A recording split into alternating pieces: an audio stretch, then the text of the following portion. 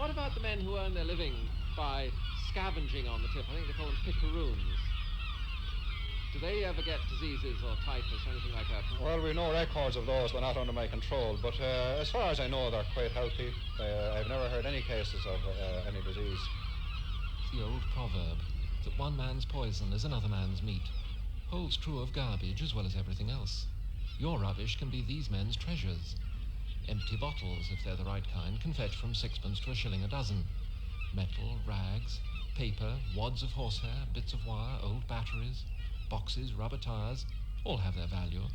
And there are Pickeroons who specialize in each variety of garbage. This man specializes in bottles, but they have to be clean. He smells them for paraffin.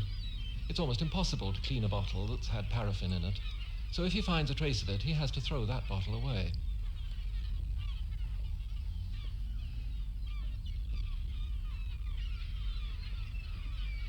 All the Pickeroons are camera shy.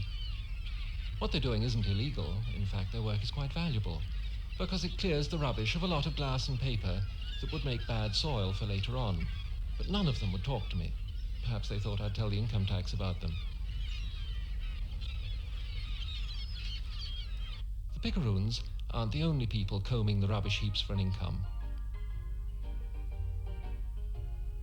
You wouldn't think an old mattress was worth anything, but it is, to the wrong kind of mattress maker.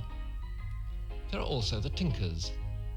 The difference between them and the Pickeroons is that they move around from one dump to another. The Pickeroons stay faithful to 1 or 2 dumps near home.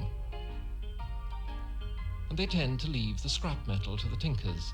Nowadays, nobody throws out brass or copper or bronze or zinc if they can help it.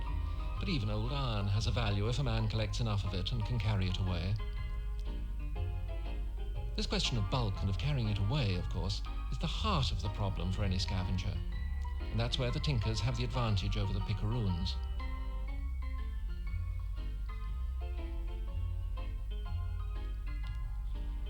Factories will pay for metal, but they want it brought to them.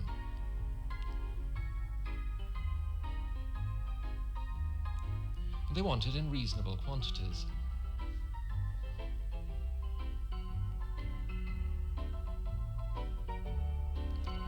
This is why tinkers love to have great heaps of metal at their campsites, storing it up until they have enough to sell.